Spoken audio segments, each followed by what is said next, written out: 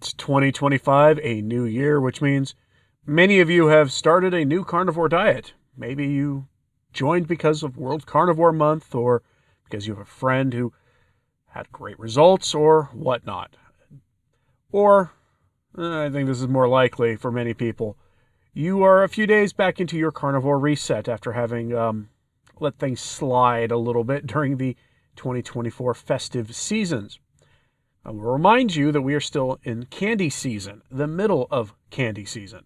Candy season is what I call the time period that kicks off, at least in America, with the arrival of the sugar and milk drink that has a little coffee in it called the pumpkin spice latte at Starbucks, usually happening in late August, until about Easter in the United States, which is going to be April this year. So it's about 8 months of the year where candy is omnipresent. You can't escape it. The temptations are out there for people who are addicted to sugar. Let's not kid ourselves either. That's most people. In fact, most carnivores are addicted to sugar. They're just recovering sugar addicts. We should treat it as such as well. Sugar is a very real danger. And one of the things that I wrestle with is, can I do carnivore forever? And when I do a very real assessment of myself, the idea that I will be happy never again having rice or bread or anything for the rest of my life, the next 40 years of my life, I can't say yes to that question. Could I do it forever? Now, this could be the sugar talking, the absence of it. Deep in the recesses of my mind, I still probably crave it, even though I've been carnivore for a long time. And so I start developing these game plans. Oh, I'll lose some certain amount of weight, and then I'll gradually add some carbs back in and stay keto most of the time. Then once every few months, I'll take my wife to a nice place and indulge in whatever. It sounds fine on paper, but the reality is once you consume that sugar, your body's going to want it, and you'll justify further consumptions of it.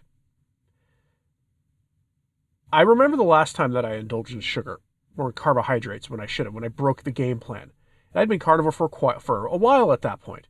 And what I found, and maybe this will help you stay on course, is this. Nothing that I tried tasted as good as I remembered it trying. Nothing. It was all as if it was lacking something tangible, something real. And I suspect it's the thing that makes beef hyperpalatable for carnivores, as well as butter and bacon. And for those of you who can eat eggs, I can't either. And that's the nutrient density. I remember having I think it was a McDonald's breakfast sandwich. I can't eat eggs, so I had one of the ones without eggs.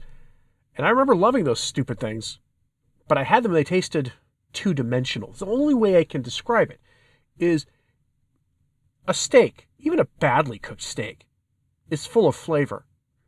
Butter is full of flavor. Bacon, any pork cut, any meat, any animal product is full of flavor by comparison to what I tried then. Same with a piece of candy I had that day. It was two-dimensional. Your cheats are never worth it. Almost never worth it. If you say, I have always wanted to try fancy restaurant X, and by fancy I mean you're going to spend several $100s for a dinner for two, and it's a once-in-a-lifetime kind of thing, and you intend fully to do it, just go into it knowing you might be disappointed. That you may step out on the other side thinking it wasn't worth the price. On the other hand, maybe you have very real reasons for considering going to keto and consuming plants on a regular basis. And I'll give you an example for what caused me to start thinking about this myself. And it's very simple. I used to never get sick when I was doing keto. There would be really bad stuff going out there. And I didn't get sick when I stuck to a ketogenic diet. Keto here being some broccoli and other plants every day, along with a variety of different kinds of meats and even dairy. I didn't ever get sick. It took something very, very serious for me to come down with it. Beyond that, I didn't get sick. I went 2 years without getting sick. Since going carnivore, I've gotten sick a lot. As we speak, I have a sinus infection that I got back in November. It's why I haven't put a video up in almost 3 months. It kicked in the day after the election, and I haven't kicked it since.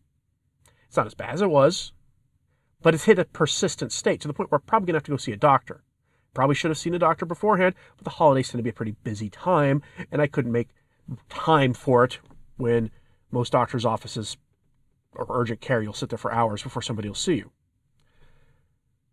Make sure that what you're doing is worth it. If you're going to break your diet, make sure the price you pay is worth it. It's probably not going to be. That's why I'm telling you this. Take a realistic assessment. But also, if you're doing the carnivore journey, make sure your goals are correct, because there's a lot of these, what I call magnificent stories out there, these almost fish tales about things people have accomplished with carnivore.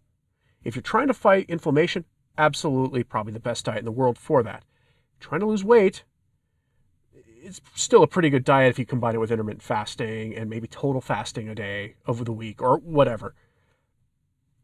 In fact, the only way I've been able to lose weight on a carnivore diet is restricting the amount I eat, by the way, which basically is just another form of calorie counting. But there are some fantastic tales out there. I've seen pictures where people post their gray hair starts suddenly not being gray anymore, starts regaining its color. And you can see the color coming back from the roots up. Weird. That is not happening for 99.99% of you. Just thought I'd throw that out there. This has not gotten any darker since I went carnivore. It's also, in fact, I've gotten more gray since I've gone carnivore because I've been doing it for long enough. That just age happens for me. Now, I tend not to look my age. I don't look like I'm about to turn 45 here in a couple of weeks. But it does happen, right? Some people have these amazing things happen. You probably aren't going to be one of them. You might. Let me know in the comments. If you've had something weirdly cool happen because of the carnivore diet, that you had some health consequence that you haven't seen happen to anybody else that was a good one, that is a good outcome, that if it was more common would be a very high selling point for the carnivore diet. But you understand that it was rare. Let me know in the comments if that happened to you. But I don't know, personally, if I can handle getting sick as often as I have since going carnivore.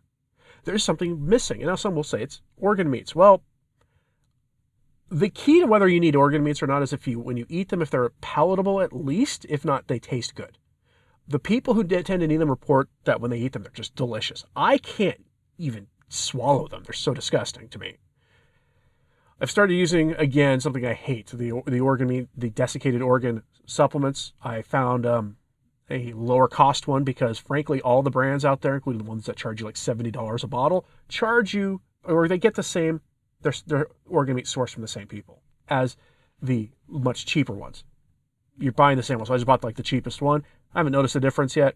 Still have that sinus infection though. Very real concern. But you need to assess whether you can actually do this long term. And the very real question I have for myself is, if I can't figure a way, I keep getting sick, what should I do? I do consume butter for the vitamin D, which helps your immune system. I take a vitamin C supplement, even though I hate doing that. I wasn't doing that beforehand. Vitamin C isn't necessarily the key to autoimmune stuff anyway. It does help, but vitamin D seems to be the bigger factor there. My point is this: you shouldn't have to get good health with supplements. Kind of the whole point of eating these super nutrient-dense foods like eggs, beef, butter, bacon, whatever. Can you do it long term? Can you do that while only doing it forever? Things you should really ask yourself. Take a realistic assessment. This is a more important assessment for those of you who've been doing carnivore for a long time, because at this stage of things, if you're a brand new carnivore, here we are, a week into the new year, you're probably going through carnivore, what I call carbohydrate withdrawals, basically. Your body's demanding sugar. You're walking through the grocery store, headed to the meat aisle, you see some sugary snack item you've never considered in your life before, going, man, that looks good, even if it was not something 2 weeks ago you would have thought about consuming. But once you get to a place where those go away, start thinking realistically about your ability to commit. And because you're going to get some great results, but be watchful of things that could happen. Like, for instance, I've been wrestling now with, can I do this forever? Simply because I keep getting sick. And yeah, I have small children, but they didn't get the sinus infection. A little worried now about some of the things going on out there, if you're watching the news, things going on, because I'm wondering if I have a weakened immune system or not as a consequence of this. And no, I didn't get the solution to that thing going around 4 years ago that they tried to force on everybody. I didn't take that. So, and I don't have anything else that would weaken my immune system. So nutrition and exercise are the things I'm looking at. Let me know what you think about this, though, in the comments, and give me some advice. That's why I have this channel. Give some advice. Give some advice, you get some advice. So let me know what you think about this in the comments, please. I will be trying to upload more regularly from here on out. And thanks for tuning in today. I'm Practical Carnivore, Anthony Stine. Thanks for your time.